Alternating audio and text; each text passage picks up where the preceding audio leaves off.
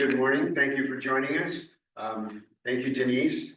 Denise and I worked together on that hazmat, so we have a long history there. I've been asked to present to you some of the common questions that I receive as a HIZ, a home ignition zone assessor. And so you'll see to our next slide, you'll see the 4 topics I'll cover here, and then I'll be around for questions too. So people want to know, well, what is the home ignition zone assessment? What does it cover? Where does it come from? Things like that. And then how do I register for it? And once I get my report, how do I utilize that? What information do I have and what do I use it for? We are unique in that Los Altos Hills County Fire District offers a rebate program. So we'll explain that to you and how do you participate in that? What are the rules around that and how does that apply? And then one of the unique questions I get, especially after the fires in Los Angeles area, is should I put in some sort of wildfire home suppression system? And there's a lot of topics on that and a lot of considerations for that. So I want to address that as well. There could be another 100 topics on this page, but I don't have the time, but we are available to you, of course, after the presentation. Just have the next one. All right, so what is the home ignition zone assessment? I'm kind of going to bounce around a little bit. In fact, I'll go straight to the bottom. It is an NFPA program. Now, Denise talked to you about Firewise. That too is an NFPA program. NFPA is the National Fire Protection Association. They are the people that write the recommendations or the best standards for things like how do you build a fire engine? What's the right equipment to put on that? What are the standpipe requirements in a building, for fire flow and things like that? What are the equipment, the turnouts that firefighters should wear? So they are, they're very deeply involved, and it's a peer-based standard. So all of these programs and standards come from people that are working in the industry and agreed upon kind of best practices. So the Firewise program and then the home ignition zone, these are people that fight fire, suppress fire, or prevent fire that have built these programs. Well skilled. Many of the assessors that will come to your home go through an NFPA training, and many of them, like myself and Denise and Dean, Paige, they all have experience in the fire service. What we will do is the assessment is a review of your property. It includes your home specifically, and then the area around your home. Denise mentioned home hardening and then defensible space, and she even mentioned our county weed abatement program. So if we think about those as 3 different areas that we can look at. We can look at the structure itself, and the area immediately around the property, and then any other property you may have that's extended beyond maybe the 100 feet or so.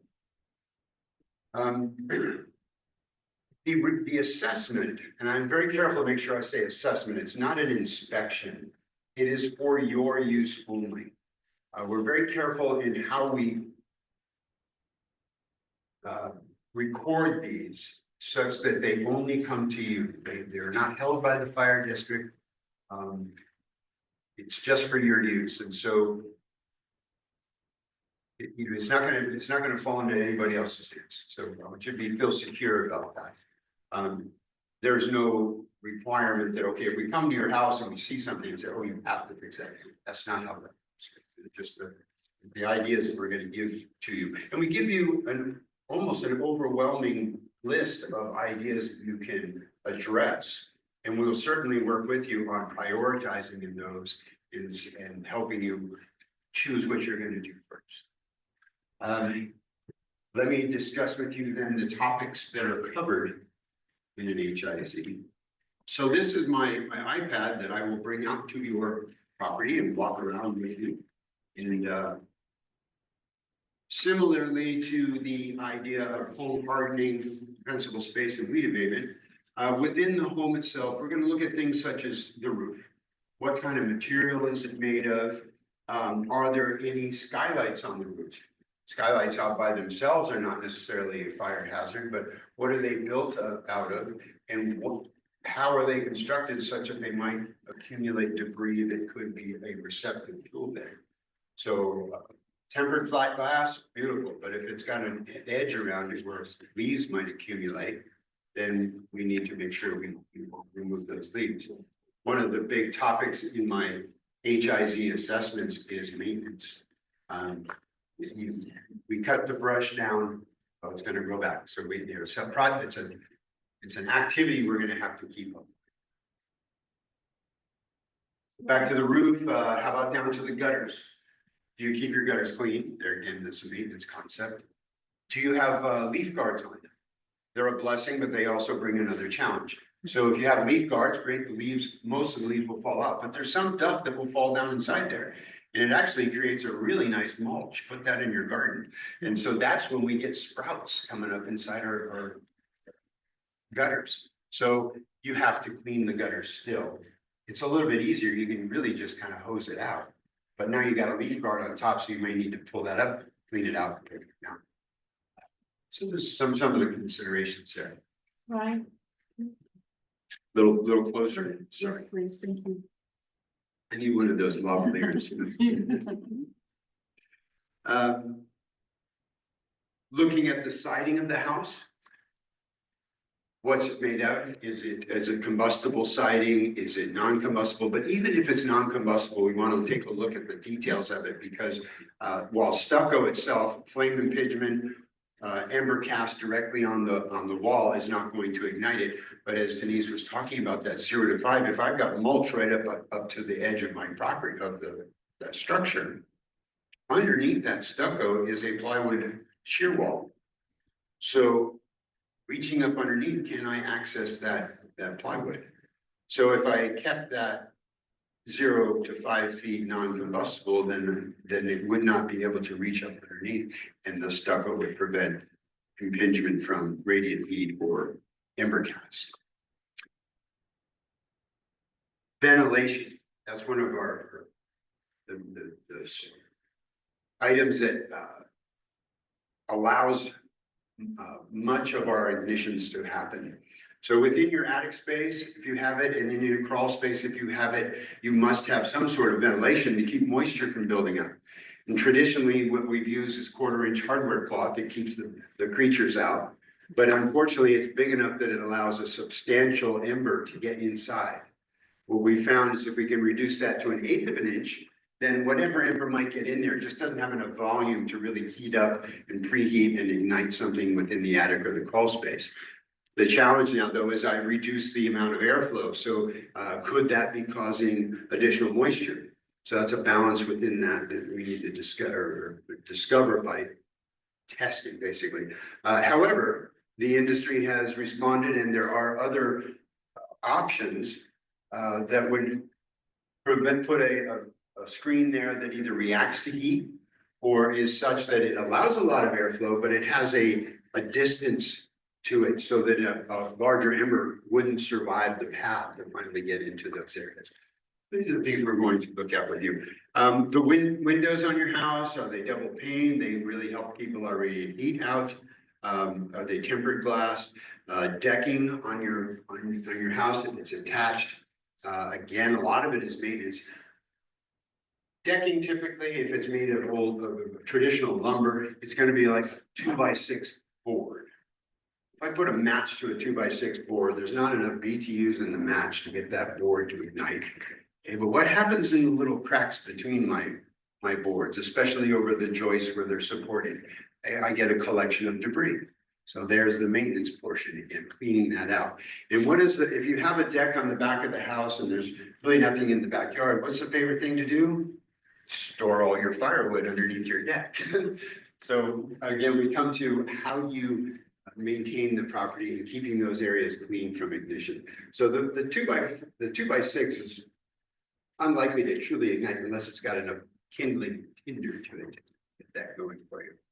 A very interesting one that I haven't really thought of, fences.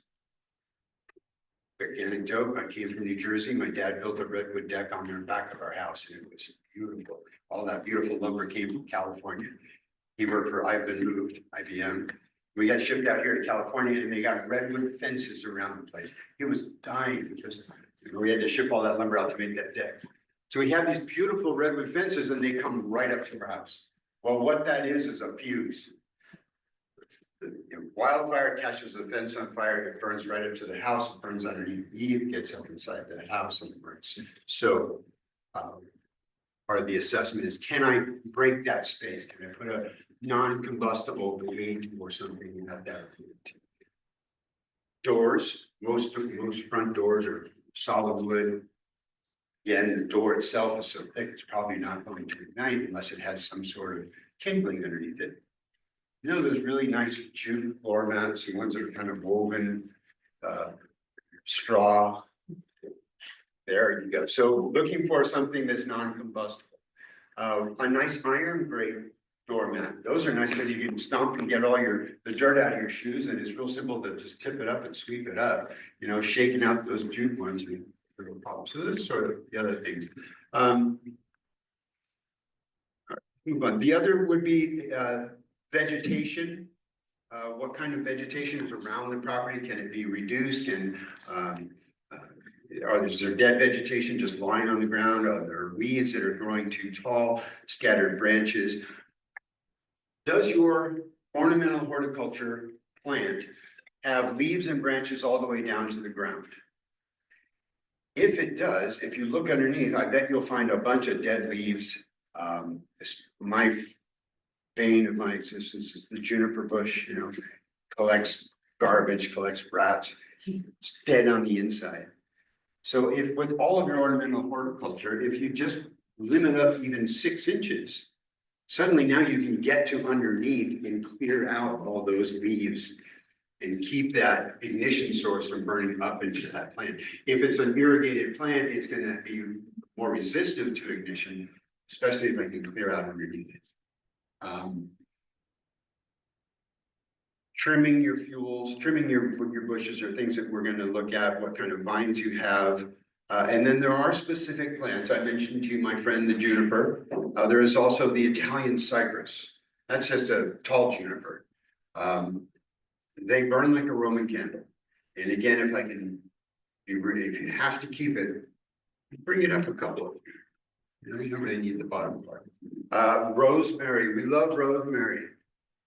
And I see a whole front yard covered in it.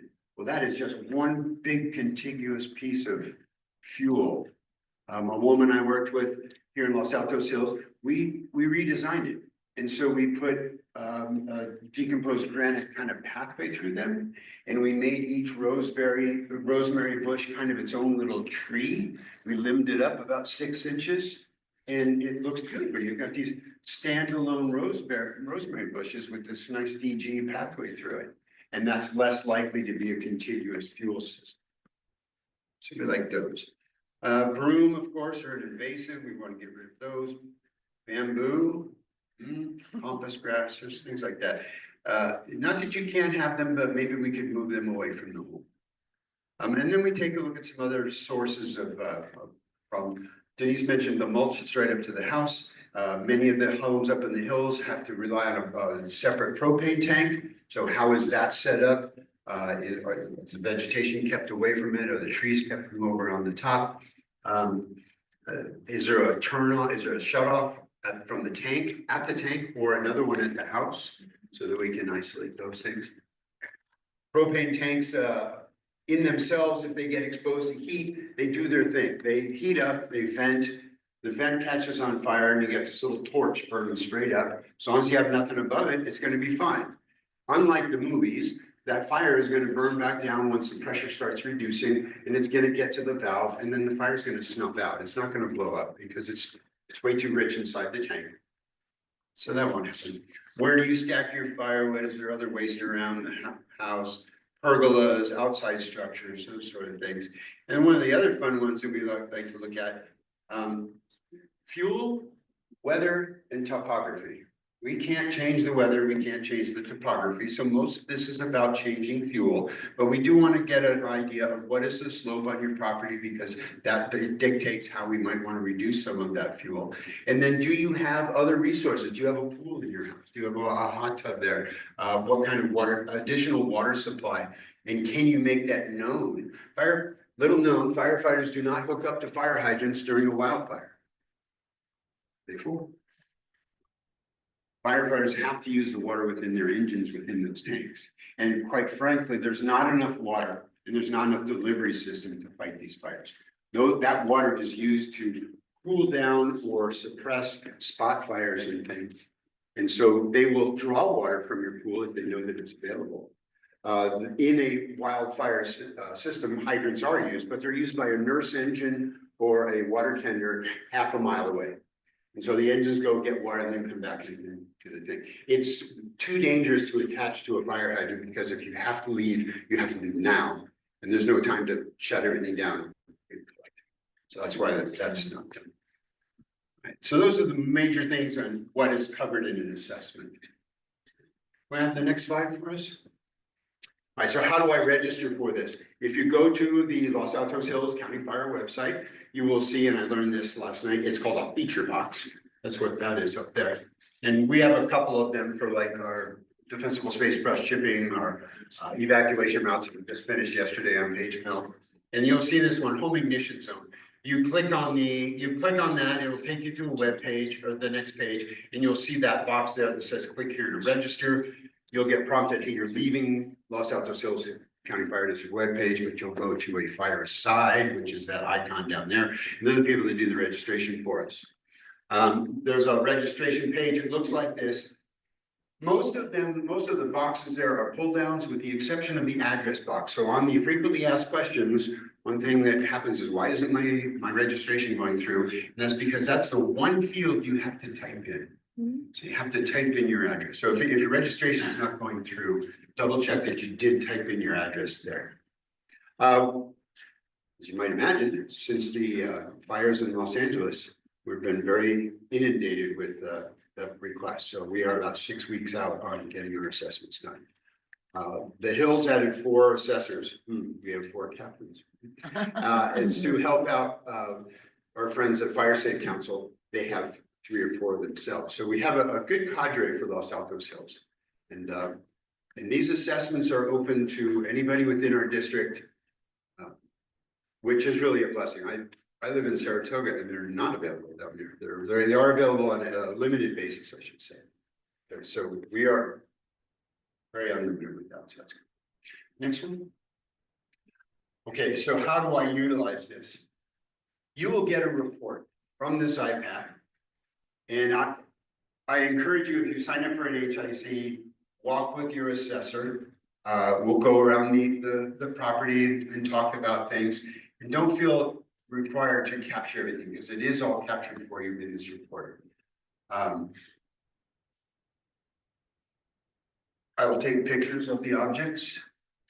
Each one has the NFPA notes about what the hazard is that we selected. And there's also some positives too. If you have a metal roof, we'll click that. I'll tell you, very good, it's non-combustible. Don't forget to keep it clean. So you'll get this complete report. It's also interactive, because once you receive it, you can now mark things as complete. You can put in notes about how you addressed it. You can add photos. When the report is generated, I too, as your assessor, can put in my notes for you. So if we're talking about something specific on your property that's not generic, like an NPA in there, that will be in your report. You will note that there are pictures. Best practice or a tip is to take the picture from the same vantage point. The idea here is we're building a story of, here's what my house looked like. And by the way, you insured me when my house looked like this. And now here is the work that I've done. And now it's even better, and it looks like this. And record your progress. This is a little bit self-serving as well. The district wants to know that our efforts are valuable. So if you take advantage of brush chipping just make a note that yes, every month we're clearing our property of fallen debris. The leaves go in my recycling bin, but the branches, and if they have leaves on them, that's okay too, but the branches are getting chipped by the district. And we estimate that we've removed 10 yards of debris from our property this year, so add those, and that helps us validate that this is a working program and that this is what we should be doing. And if it's not, then we'll do something else, but I think it's very, very valuable. Our friend, fellow retired Captain Page, has a link to a number of documents and pages about how to interact with this report. And so we'll figure out a way to make that link available, either by putting in our webpage, or as you register for this, we can email that link to you. And then lastly, the pro tip is take any updated pictures with a mobile device, because they will be able to upload automatically. Oh, and I think my top one was take the photos in landscape. So they just fit better on that report. All my photos will be on landscape because I know that. And so that way your photos will match when you do. Next one. Okay. Next. Question, Ryan Kress, question. Oh, question in front. Not a question. Oh, We had that assessment done about a year ago, and we got a big, thick report from the assessor. And it's been very valuable. She said that our grill, which was out on the deck, was going to explode in the fire. And I got rid of it, and my wife was about ready to kill me because it's her favorite grill.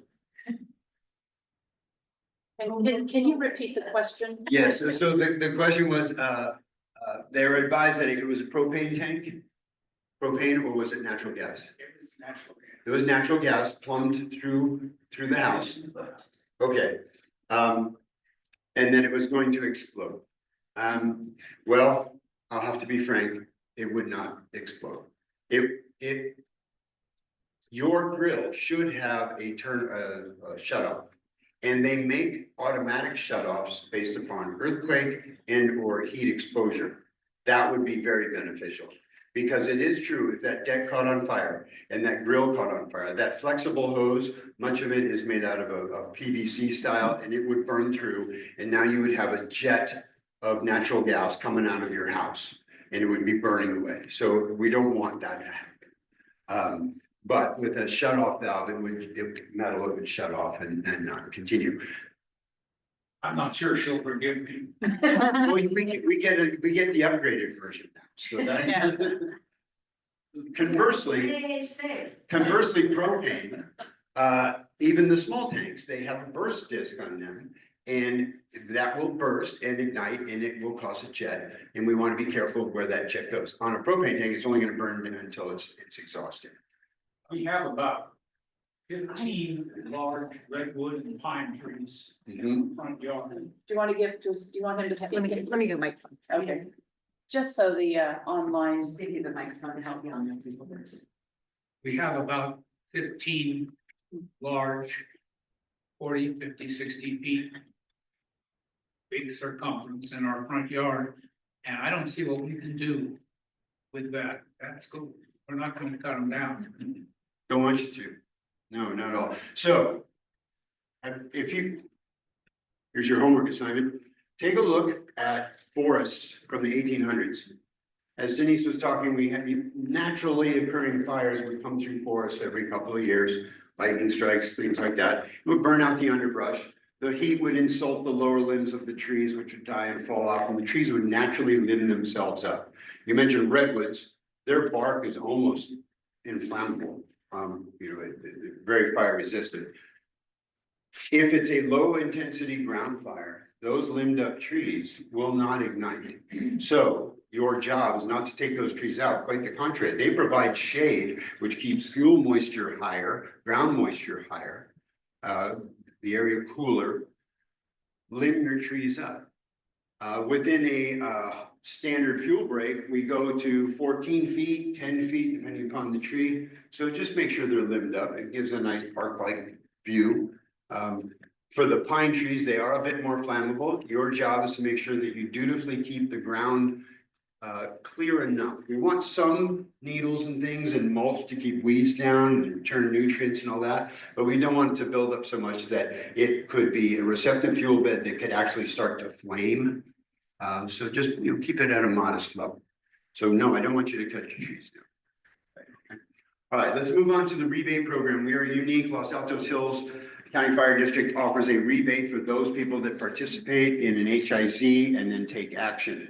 It is up to a 50% match on eligible items, and the maximum would be $3,000 of a rebate per year. So do the math. What does that mean? That means I need to spend $6,000 on eligible items and apply, and you can get $3,000 back. Your list may include things that are not rebatable. So maybe you just focus on those that are. Your list, I believe it's every year you can apply for this. So save some of those for next year, okay? The requirement is that you have to have it done within, you have to complete your work within 6 months of getting your HIZ, and you submit it all as one packet. And so you gather up all your receipts. On that report, it tells you what items are rebatable and which ones are not. And so as there again, I want your feedback on or participation on those reports. I want you to go in and check off, yes, I completed this and here's what I did. And then you submit that. It goes through Fire Safety Council. They manage it for us. If you can't make that 6 months, you can ask for an extension if there's some extenuating circumstances. Your contract, you have to have it performed by you have to contract to somebody to have it done. Not a licensed building contractor, but a person who has a business license for the work that they do. An arborist is going to trim my tree. A gardener is going to remove the mulch from my house. A building contractor is going to put in the 8-inch grid on my fence. Make sense? Next, please. Oh, question, hold on. So you said for putting on the wildfire like defense mesh to make sure it's small enough on the intake stuff. Fence on your home, Yeah. yes. You can even put that in yourself, right? So you're just talking about if you want to get a rebate for it, that you are gonna have to hire someone Correct. special to do it. And no home hardening, just. Oh, I'm sorry, no. Yeah, just vegetation. Okay, Yeah. right. Okay, yeah. Okay, yeah, it's not really meant for the DIYer, so I'd be out of luck. Yeah. But typically there's plenty to do, and so. Right, That's your. Yeah, no, we've got it done 2 years in a row. We've done the rebate 2 years in a row. We've before and after pictures. I can show you a couple. That's just and actually, like you said, it looks more park-like. It does have a clearer, like you see through more of the trees. And we didn't have to take trees out, but just a lot of junk under the trees. And a few things under the deck, kind of under different walkways and stuff. Yeah. That's my plant in the Yeah, audience. not a plant. My It is my ambassador. second year in a row. I mean, it is. It's very We will good. ask all of you All right. ambassadors Yes, for these thanks. programs. gift card will be in the mail. All right, I got 1 minute to finish this guy up. I get asked often, should I set up this home suppression system? I've got a pool and I want to set this up, and it's too many YouTube videos. I see someone who wants you to put a pump and a hose and be out there and fight fire. No. I want you to be prepared to evacuate.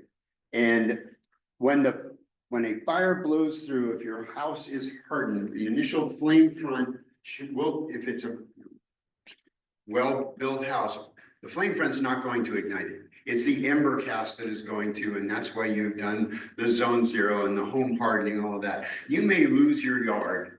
You might even lose a deck. But I don't want you to lose your life. So I want you out of there when the evacuation order comes. So we're gonna do all this work up front to make sure our house doesn't burn down. But when we're told to leave, we leave. But if you have a water source and you want to do this, I want you to look at some of these considerations. It cannot be staffed, right? So you can't delay evacuation. It's not a defend and stay system. You're gonna lose electrical power. The water mains might lose pressure, might lose volume. So you probably need your own water source, either a dedicated tank or your pool. And so you're gonna have an energy source, battery source, or some sort of generator. That generator's gotta be able to work in a very smoky environment. When there's, oxygen levels are going down, probably not bad enough that it could stall out, but debris and things can't clog up the intake and things. And your home hardening is gonna be much more effective. So the things to consider: what's the capacity of my pool? How much water can I put out? What is my pump system going to provide? How many GPM? How many sprinklers can I provide at that GPM? What's the coverage I can do? It's gonna take a lot of maintenance and very infrequently used. So you're gonna have to do that. And we'd like you to coordinate with your local fire department. Let them know that you have that system in there. They're gonna wanna know about your pool anyway. I taught hydraulics, and if you wanna suck water out of the bottom of an 8-foot pool, that's a long draft. Think of drinking a milkshake that's 8 feet below you. That's hard to pull that water up. So the systems required are gonna be significant. But it can be done, and there's some really good ones. And there's this web page which is being hidden right now, but we will, I'll put, when we share pages information, I can put that in there. And that's where this information comes from. And he talks about it in a really good way. Look, if you're gonna set one up, be smart about it. It's visible now. This question here. Just 1 second. And speak loud. Can you comment on the combustibility of truss decking?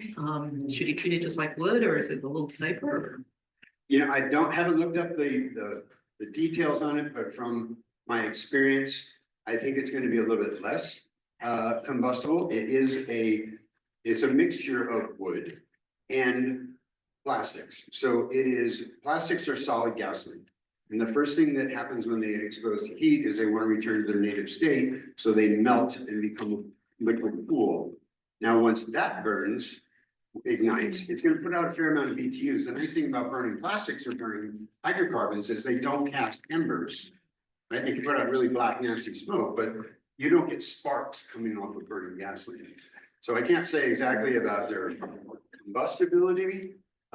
They would have to somehow preheat. They're usually pretty dimensional, so they've got a fair amount of volume. It's gonna take a lot of BTUs to heat them up. Same thing, don't let the debris collect in between the boards, don't let it collect underneath. But they don't throw the ember cap, so I think that's a good thing. And there was another last question, because I'm over time. I will be available after the show. Try the meal. Last question. Do you recommend that every house have a handheld fire extinguisher? Different topic, but absolutely. Where do fires occur? In a home. Kitchen? Maybe the garage, because I'm always throwing sparks in my garage. Okay, so an ABC extinguisher is the best one to have. They do make one specifically for the kitchen, and I like to say that because it uses saponification. It's just a fun word to say, but an ABC is the best extinguisher for anywhere you really need one. Make sure it is near the exit, so that when you go to get that extinguisher and you're going to the fire, your exit is behind you and you have a way out. The other place I keep one is in a car. I haven't seen a lot of garden hoses along the side of a freeway. And so I do carry one in my car. We could talk about hydrant maker, extinguisher maintenance later on that. And you had one other piece? That's it? Did you say ABC? ABC, yes, I'm sorry. Extinguishers are rated by what fires they can